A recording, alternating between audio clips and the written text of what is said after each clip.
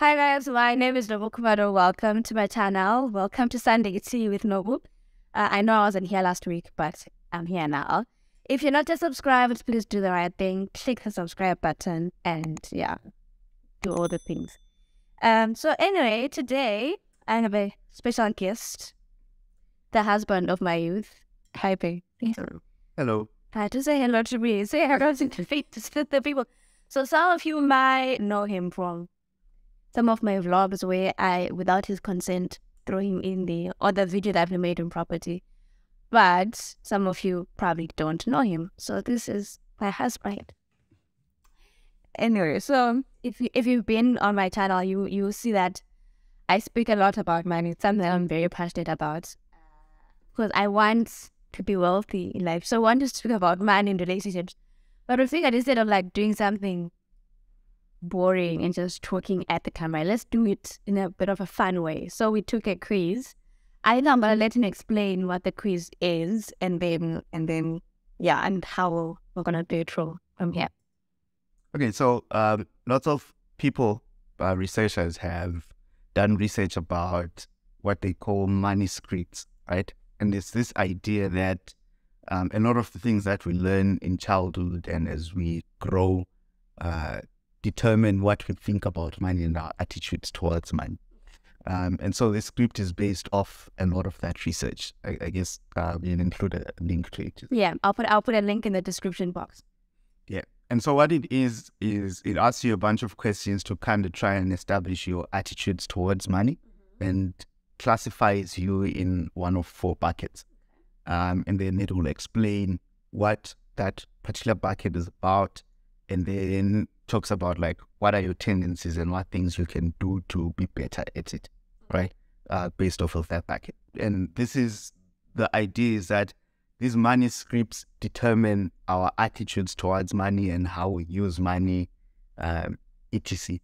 And so it's sort of like sicknesses that we have with money, and it gives prescriptions for how we can do better. Okay, I think the important part there is that so it gives you an understanding of how you view money shaped by your experiences as a child, which then, come out in the way that you relate to and spend money and all that. And then, bigger than anything, I think for me, what I found very useful was that it then also gives you like treatment for your sicknesses. So it helps you in terms of what changes you should make maybe so that you have a healthier relationship with money. Do you want to explain briefly what the money buckets are? But I don't know. I know mine. So anyway, we took this quiz separately, right? Because we wanted to keep it fun, right? So we took it separately. He took it alone, I took it alone. We don't know each other's results. So I want to do a big reveal of the results right here, right now. So there are 4 buckets, right? Money avoidance, money focus, money status, and money vigilance, right? So it gives you a bunch of questions, and when you answer about them, it rates you in terms of which buckets you are high or low in. So money avoidance, it suggests that you generally believe that money is bad, and you believe that you do not deserve money, or you feel guilty about the money that you have, and you suspect that wealthy people are greedy or corrupt, that the true virtue is in having less money, and if you have a lot of money, there's just something evil about you.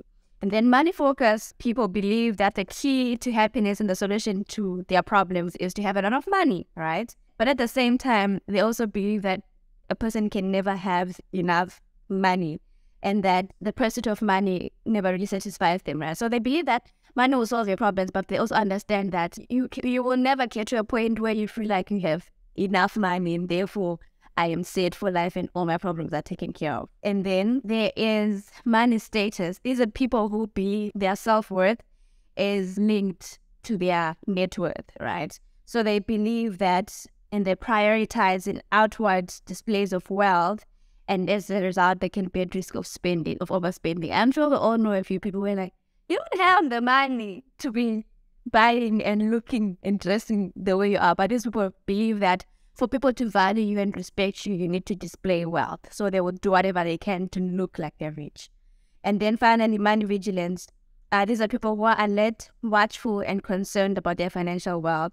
And they believe that it's important to save for the future. And they believe that there's a connection between hard work and wealth. So we are only just going to tell you about the ones where we scored high on, right? Yeah, you can go first. Okay, so I don't know if this is a thing for everyone, but it seems like there's two, right? Where you're high and Where you're high and then two where you're low. So it only explains the ones where you are high or medium. Yeah. So I have a high and a medium. I think it kind of makes sense. If you think about them, usually if you think the two that usually come up as your highs or your lows are closely linked, right? So like, for example, I think if you are money, what do they call it? Like if you're money focused, you're probably also vigilant because it works together, right? If you're money focused and you think money is going to solve your problems, you're probably going to be vigilant about how you spend money and invest it on that. So I think that's why when you do your results, you're probably going to have two that are high and like two. Maybe don't be the same. If somebody out there gets something different, let us know. Let us know. But please take the quiz. I assure you, it's very, very important. So let's hear it. My highest one is money focus. Okay. And the second one, where I got a medium, is money. It's exactly the same. Money focus will be and money vigilant. So we are literally exactly the same. I think it's good in a sense. It's very good because it means that we are aligned in terms of our financial personalities, which is very important because if we're in a marriage, right? So we're supposed to be working to build something as a collective unit. So I feel like if the way we think about money and our priorities of our money are not aligned, it can cause a bit of friction. I get you, but at the same time, I think it would be nice to have balance. Yeah, and like complement each other where you're weak, I'm strong, etc. Right? Fine. Although there are some that wouldn't work together, like a money-focused person and a money-avoidant person would clash, right? Because the other one thinks, no, money is bad, but we can't be pursuing money. The other one thinks, no, money is necessary for us to be happy. So that wouldn't work great. You want to read the... Okay, this is referred to. Do you think it's the same? It's probably the same. I don't know, maybe I should read and then we'll see. Probably the same. So people who have a money-focused belief are likely to have a lower net worth and to carry credit card debt and are prone to buying things to achieve happiness. They are also more likely to put work ahead of family and give or loan money to others even if they cannot afford to. Well, number one, I actually don't agree with the first two. One, I'm not wealthy yet, but I don't believe that right now for the stage I'm in life, I have a low net worth. I don't think so. But I digress. But two, carry credit card debt. I do not even own a credit card. So for me, that one is not true. Like, I do believe money solves my problems, but I will not go out of my way to solve my problems with money that I don't have. I think I know how to put things in their right perspective, right? So I buy things because I like things and I can afford things and I like to look nice, right? I don't buy it because I don't buy things because I feel like they will make me happy. I don't link my happiness to physical possession of things. I don't think I put work ahead of family. I just think I have a demanding job. If it were up to me, I would put my family first. But I give or loan money to others even if I cannot afford to. I've always generally been a giver, I think, in terms of money, such that sometimes actually I'll prioritize giving the money. But anyway, let's talk about the money focus. What do you think about this whole lower net worth, carry credit card debt, buy things to achieve happiness, put work ahead of family, and loan money? I can definitely see these. I think I don't have a low net worth or credit card debt because I have education from other things. But I can definitely see the tendency to. Because I can think of many instances when I want something, right? And the feeling, like the thoughts that I have is that once I get that thing, I'll be so happy, right? Yeah. Now, because of my other financial education, I tend to not do some of these things, but I can definitely see the tendency. I mean, the giving part, I have that in droves, right? Sometimes I give and remain in zero, right? And remain struggling, right? I've actually had instances where I've borrowed money to lend someone. I can definitely see that. Yeah. So, yeah, for me, in the workaholic thing, I definitely work too much. And the motivation behind it is exactly what they're saying here, because I feel like I need to learn. I need to work hard Yeah. so that I can make the money that I need, so I can live the life that I want. So essentially, I'm linking my working to getting money to living the life that I want, which in a sense is getting happiness. You know, now that I think about it, you remember how I said I don't buy things to make me happy? But I think I definitely can admit that buying things keeps me excited, especially online, right? You know when you know that I ordered that thing and it's coming tomorrow, right? Not because right now I'm feeling unhappy, so I go out of my way to buy something to come and make me happy, right? But I like make you happy. I like buying things and I look forward to it. So that when I feel like my life has no excitement and have nothing to look forward to, I think, buy that bag. What can I buy? When you don't need anything, but you go to Amazon and like, what can I buy? You go to look for things to buy. You didn't go into Amazon with the thing in mind that you needed to buy. So I think I agree. In terms of thinking about my childhood, why am I think money solves all my problems? I didn't grow up in a wealthy family, but we didn't struggle either. To be very honest, like we're a normal middle class family, right? Which was comfortable. People were way richer than us, definitely, right? We're knowing close to, but we were very comfortable. So I didn't grow up feeling like if only there was more money, then I would be happier, or I'd be like other kids. Maybe it was lack of exposure also, I don't know. But in my little bubble of the little things that we had, the holidays that we had and all that, I felt like we're doing pretty good.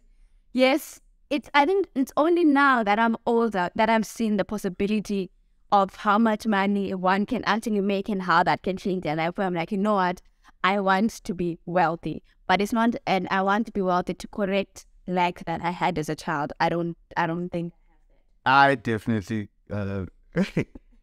like we were fine as a family, but I'm talking about myself, right? Yeah. Where maybe I had friends who were from wealthy families or relatives who were kind of well up, right? And they would have certain things that I wish I had, right? And I'd ask my parents, and they couldn't get them for me because we couldn't afford them. Yeah. So I would say that gave me this attitude that I need to work and make money so that I can afford the things that I want. And then I'll be, satisfied that my childhood dreams, right? Yeah.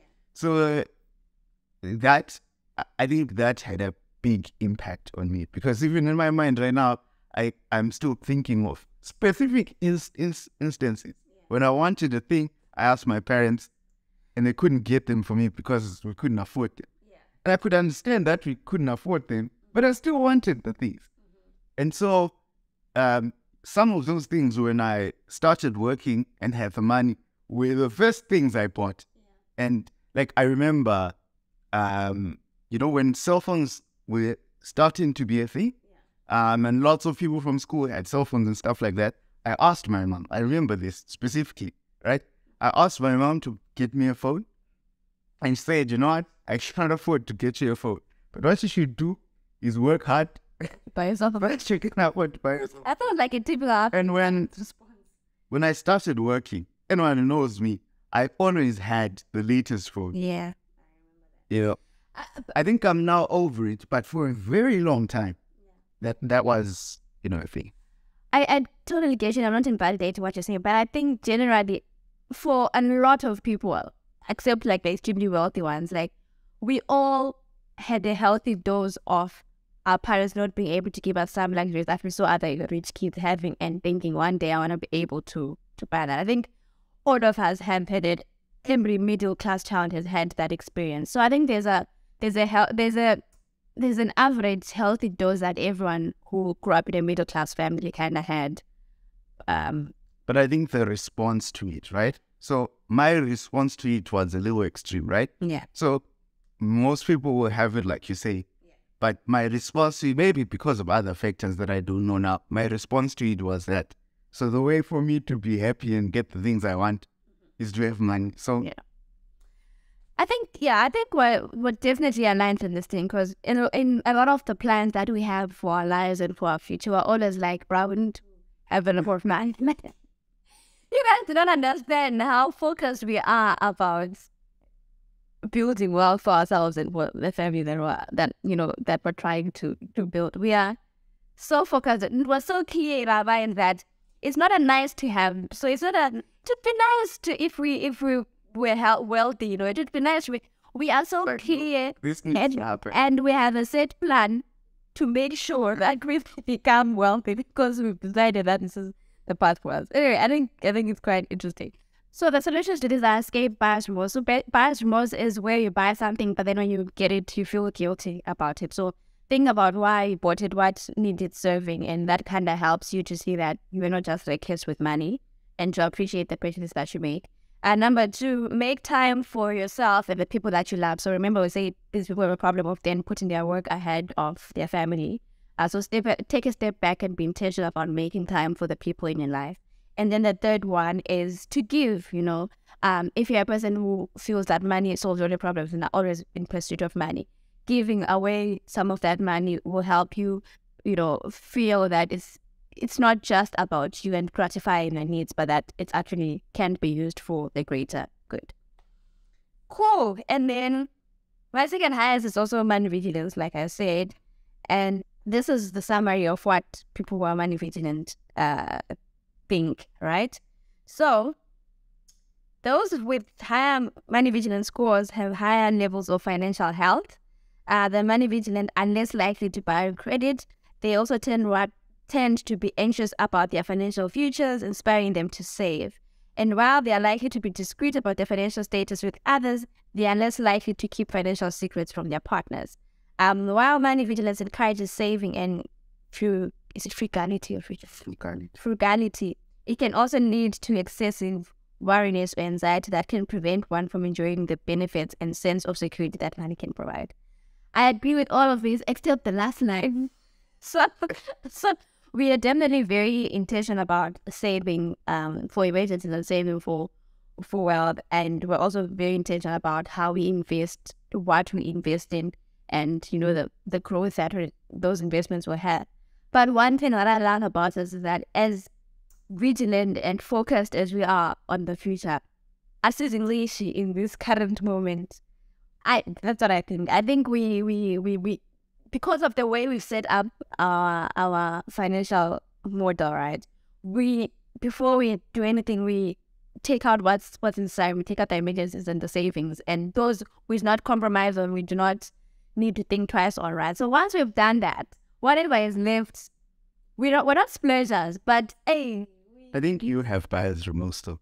Well, or some anxiety about it. Yeah, there's lots of times where you sit and I'm looking at your phone, you're on the banking app and like, Ish, but where did this one? But I do not only get there when the money that we have for a month is depleted. Like if when the balance is still large, I'm not like. Yeah, that's the thing. That's the thing. You spent and now you're increasing like.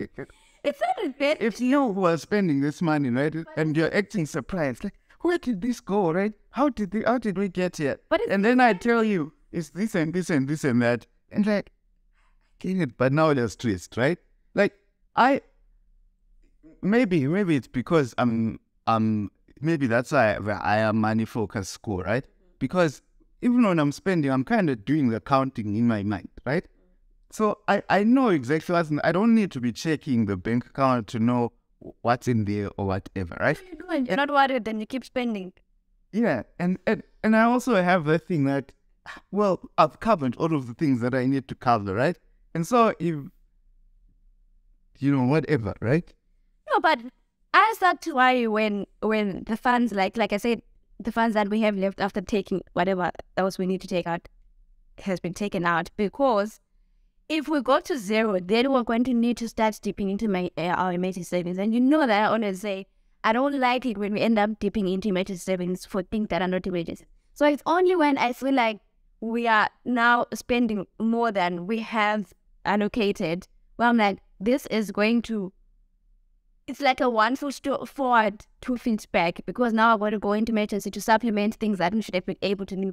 So I don't think it's like buyer's remorse, but it's accountability. I like to be accountable and to like, no, but where did the money go? Because now we can't be taking money which was meant for real emergencies just to buy takeout because we've been eating takeout every single day.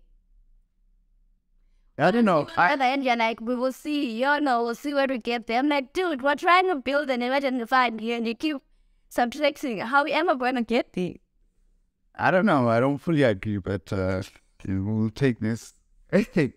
So thinking of your childhood, what do you think has contributed to the money vigilance aspect of it?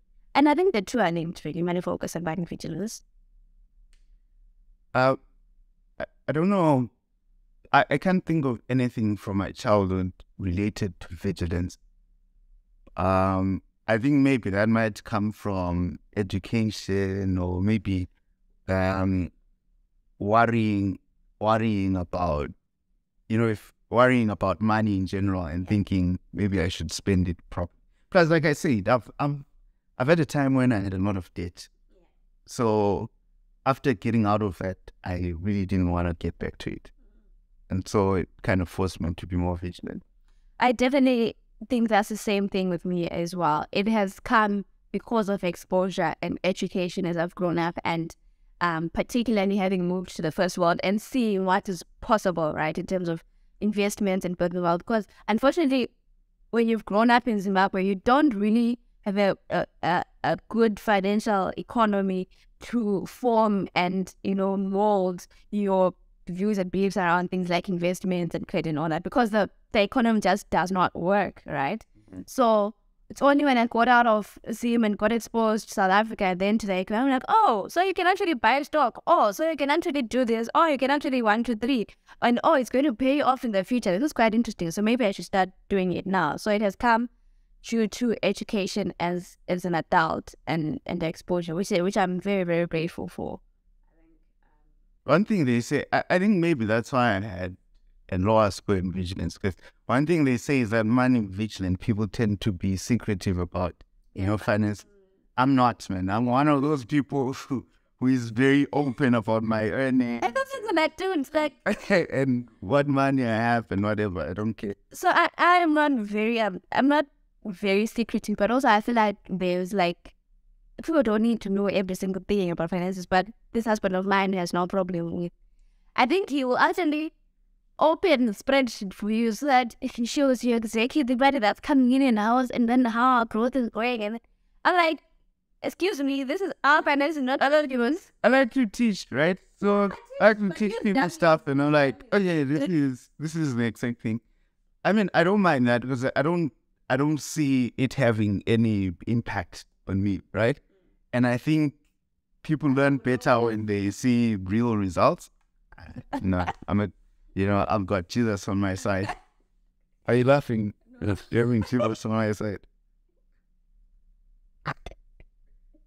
Woman. I'm not laughing at having Jesus. Yeah, Jesus is on my side. We don't care.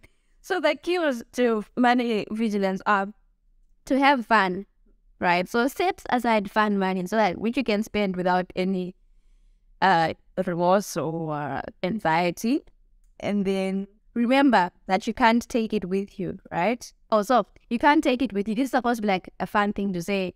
Yes, like you're vigilant, you're saving for the future, whatever, but you're to die today, you can't take it with you. So remember to enjoy it whilst you're still alive as well. And then have a trusted partner or advisor. I have a trusted. But we also have a financial wealth advisor, which I think is very important in helping us structure our finances. I think it was a very good decision that you made. We did actually sit and talk about this, but then he went out and got us a financial wealth planner advisor, who is now guiding us on what investments to make, how to minimize the tax that we pay, etc. And I think that was a very good decision on your side. As a vigilant person. Yes, as the head of the home and the vigilant head of the home. Yeah. That's it, right? Yeah, I hope you guys enjoyed this fun little thing. This is a very good test, I think, to take for yourself as an individual so that you understand your relationship with money and your partner, but also with your partner, so that you both understand where you're both coming from and how that can affect you as a collective. Thank you for sticking around and watching this video. If you enjoyed it, give it a thumbs up. and comment down below about, you know, your relationship with money. And remember to check out the description box for the link and to take that quiz when you get a chance. Thank you once again. I'll see you guys again next time. Goodbye. Goodbye.